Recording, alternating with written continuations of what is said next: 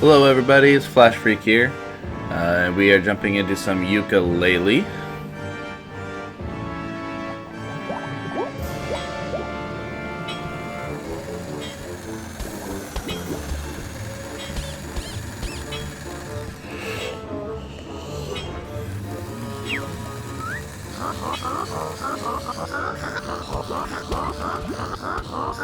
Capital B. For you guys who do not know, Yooka-Laylee is actually a game made by Playtonics Studios.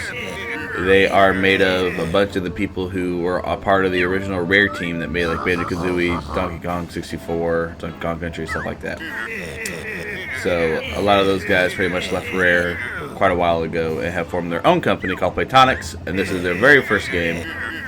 It's kind of like a spiritual successor to Banjo Kazooie. So.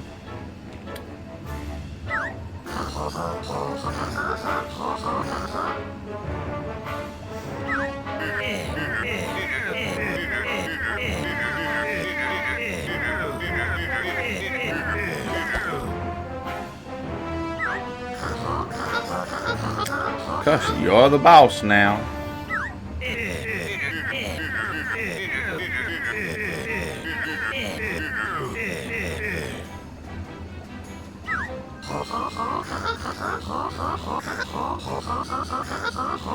Novelizer 64, my most ingenious invention.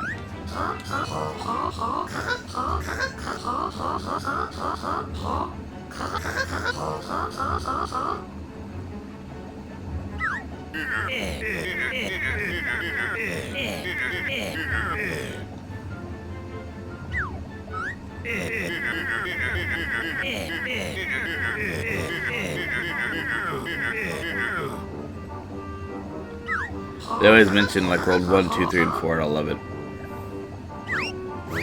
So anybody who has played those older Banjo Kazooie games, you can also tell a lot of the inspiration from this are from those, based off the talking dialogue chat and stuff like that. I also love the fact that there's also a big conspiracy theory going on with this game that, like I said, it's made by a lot of former Rare workers, and so Capital B and the corporation has taken over this place just like Microsoft did back in the early 2000s. For those of you who don't know, Rare used to be a second-party company, which pretty much means like they worked with Nintendo a lot, but they weren't owned by anybody. They're their own individual studio. So that's why they were able to like use Donkey Kong as a Rare license. They were able to make their own games under Nintendo. So they're exclusive to Nintendo because Nintendo paid them to make console games for them.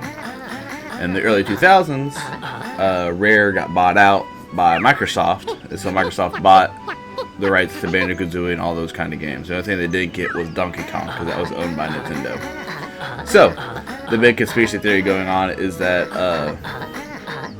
Rare made this game kind of as like a way to spite them from their time as to when Microsoft bought them, because under new management, you know, Capital B is Microsoft taking over Rare, changing everything to make it worse. And Yooka-Laylee are the heroes. That's Playtonic Games trying to overthrow Microsoft. So, cool little bit there. I don't really think there's any sense in that. I think it's just kind of a happy coincidence, but cool conspiracy theory either way.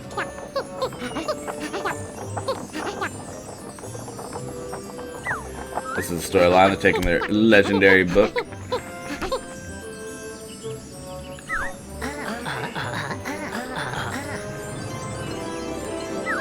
Whoa, sorry. Really early in the morning here.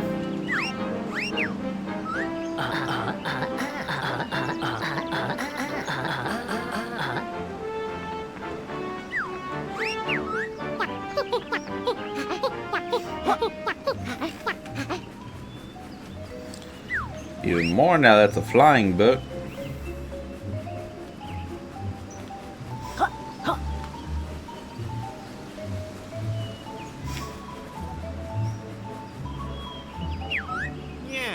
Alright guys, this is one of my favorite character names in this whole entire game. So as you see, he's a snake with shorts. By the way, those shorts look familiar for people who play Banjo Kazooie. Of course, it's me, Trouser. And he's a snake. Trouser snake. Aha. Sorry.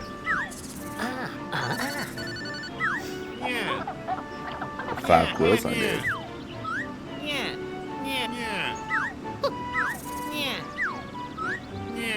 He just taught me how to do my normal attack, so.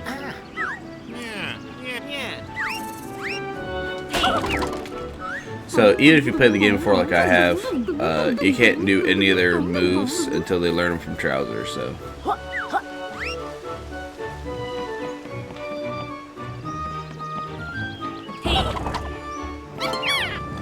Butterfly!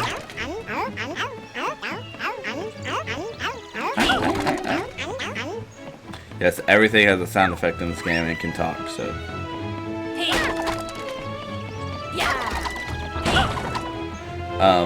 Right when we're doing this, we had just finished up doing the Mega Man Legends series. They haven't all finished premiering yet, but we have finished recording it. I believe the next game we're going to do is possibly Banjo Kazooie.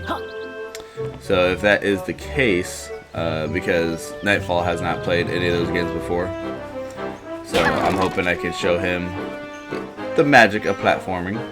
But until then, to kind of get my platforming skills ready and to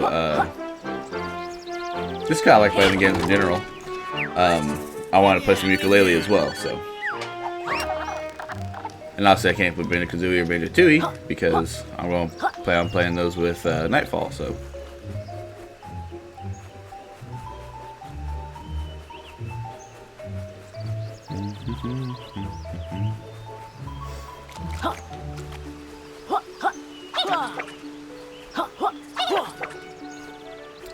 Ooh, look at that. He didn't even tell me that move. Spell the beans. Your book is headed towards the business beyond this gate. No duh. Sure things are going on here since the takeover of Hyrule Towers Corp. See, so this building was taken over by a corporation, just like Rare got taken over by Microsoft. Ha ha ha ha. Oh, well.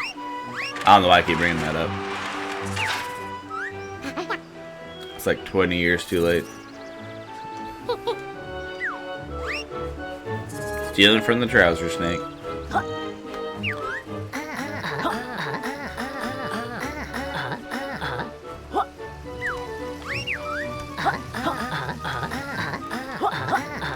Obligatory tutorial. Also, I'm ignoring a lot of this stuff you guys created up at the bottom there, but I know most of this. Tutorial classic. Sorry, I went too fast there. Text trying to catch up.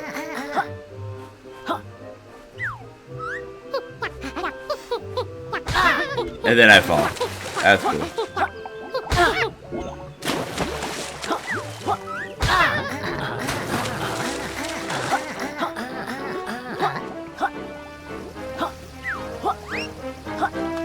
I get through that flawlessly, and then I just kill myself because I'm trying to let the text catch up. That sounds about right.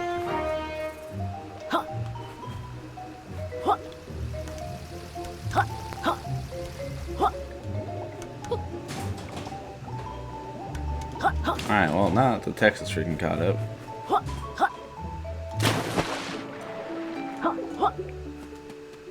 There we go.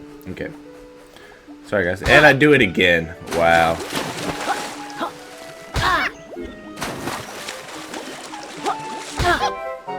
Well, guys, this is my first death. This guy turned that corner too quick. I'm rushing. I don't know why I'm rushing.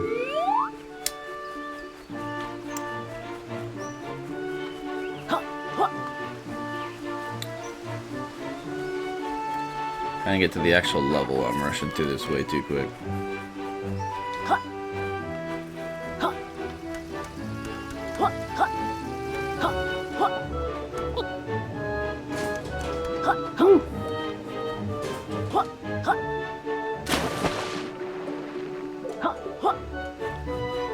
Don't turn the corner really fast. Okay, there we go. See?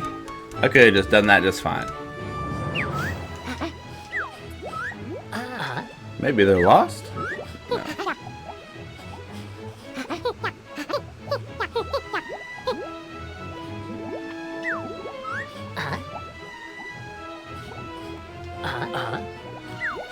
And that's one thing I did think was pretty unique about this game as well. So, yeah, all these butterflies here. I just saw earlier whenever I was taking damage. Here, I'll take damage real quick. Health bar is butterflies. So if I eat this with my B button, and the butterfly will explain it, I regain health. And then if I was to just run into the butterfly, it replenishes my energy, which I don't even have an energy bar yet. But so I don't have to have one thing for health and energy because they both do the exact same thing. I always like that because if you just see a pink butterfly, you can just eat it.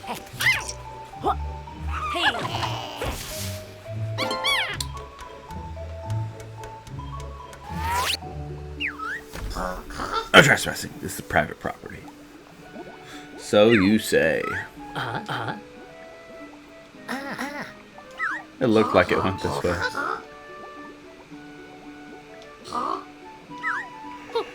That's a weird business plan. Of course it is.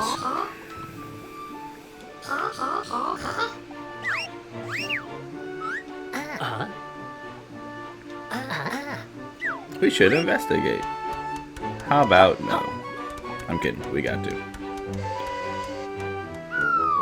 Alright, so for anybody, if you haven't kind of gotten the gist already, if you guys played the original Banjo-Kazooie, you know, bottles would be through the level. You can learn moves from bottles and stuff like that. Trouser is going to be the one to do it in this game.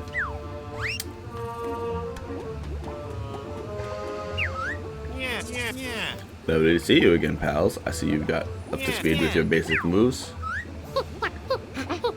You can get himself a short tutor. Sorry, I like the sassy dialogue and the like fourth wall breaking dialogue that they do all the time. This is a really good, like, funny game. They always have a really good way with dialogue and how they kind of talk about the game. I've always loved it. They did it back in Banjo-Kazooie and Banjo-Tooie as well, but they definitely like push it to the extreme with this one. This is a good mix, I would say, of like Banjo-Tooie and Conker's Bad Fur Day, where there is a few jokes like Trouser Snake. They keep mentioning the world bosses and stuff. They did a lot in Banjo-Tooie, so it's a good mix of like Banjo-Kazooie and Banjo-Kazooie and Conker's Bad Fur Day, where like it gets kind of raunchy because they know their audience is older, but it's not full. Obviously, it's not a rated M game. I think it's still rated E. But yeah, I think it's a very good mix. They still are very jokey with their dialogue and stuff. I just love these games, and I haven't gotten to play Yooka-Laylee all that much. I played it when it first came out, loved it, and I haven't really gotten to dive into it much since. So I thought now would be the good time as any. So there's the president statue.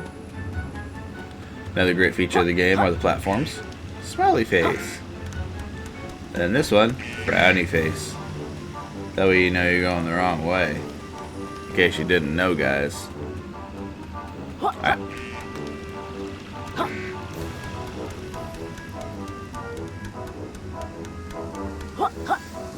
Gotta get that platforming down. Okay. Go! That is one thing that I always do. I feel like a lot of people probably do it as well, but I always end up trying to like overcorrect myself whenever I platform. Sometimes I miss my jumps, and it gets really infuriating. So I'm sorry if that happens at all. Oh, we're going to do it one shot. Look at that. Yeah. All right. So these things are called pages. We kind of just talked about that earlier. Instead of collecting jiggies like in the last game, you collect pages in this game.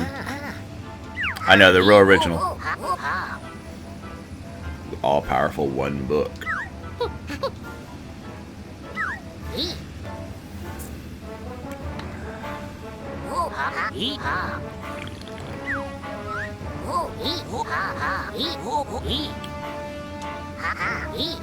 His crooked company.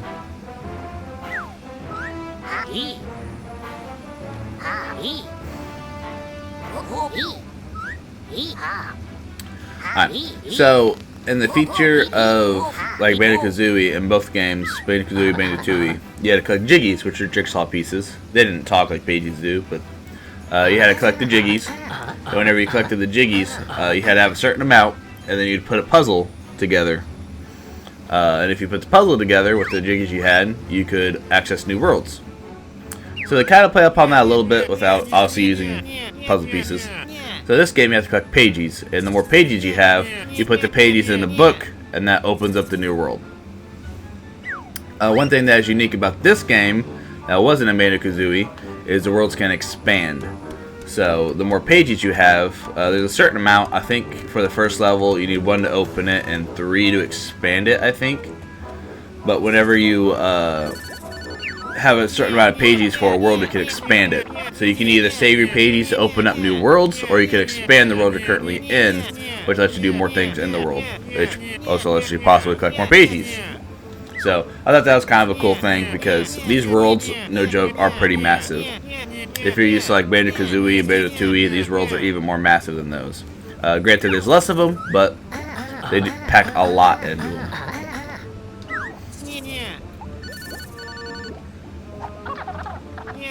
What are my trademark abilities? Nah.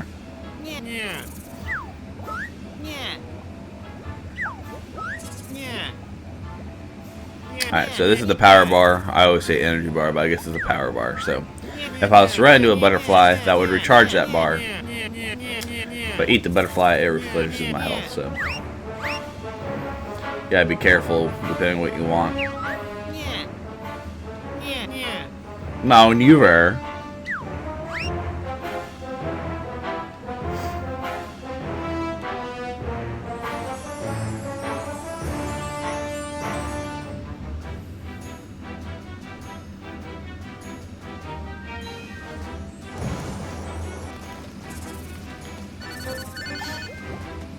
Always so busy on the phone. Good lord. You think Trouser's like an actual businessman or something?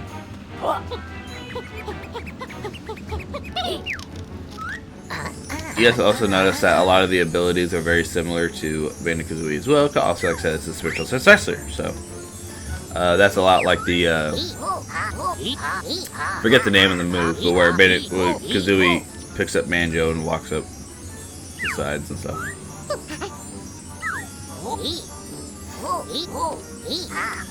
This page just tells me I don't have the moves I need. So, just like in Banjo-Kazooie, like I said, each world you can buy like 3 to 4, sometimes maybe 2 moves per world, depending on how many quills you have.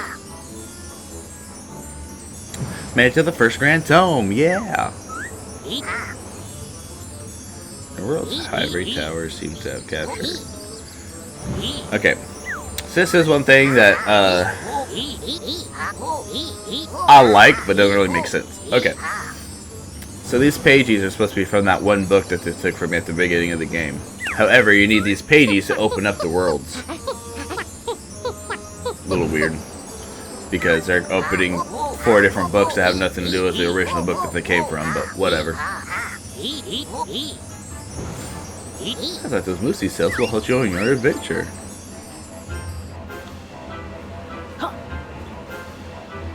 Alright, I gotta stand here. It'll cost 1 page. Yeah, see, so there's a certain amount of pages that'll unlock it. So, travel stack tropics. Sure, guys.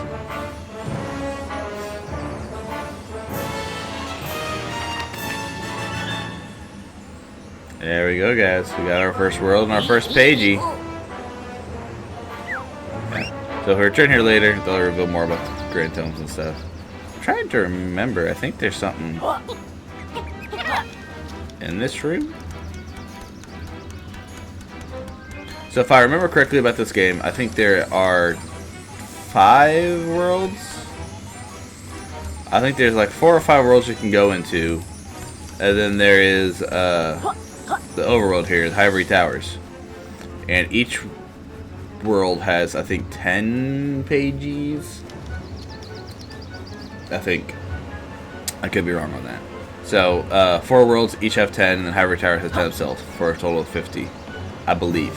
I could be wrong on that. Maybe there's 5 worlds, and... No, I think there's 5 worlds, including Ivory Tower, so... I think each of them have 10 jiggies, or 10, I just said jiggies. 10 pages, though, so... But, anyways, before we jump into this world, I'm going to go ahead and end this episode here, just because, like I said, the worlds are pretty massive. I'm going to kind of introduce some new characters, and we're sitting right over about 20 minutes right now, so thanks a lot for watching, guys. I'm very excited to play this game. Especially, I don't think a lot of people played this game. I think people were kind of scared because it was funded through Kickstarter, and yeah, Kickstarter had a little bit of a bad reputation around that time because this was when Mighty Number 9 and all those kind of failed, even though they succeeded, kind of thing. So I think a lot of people were worried.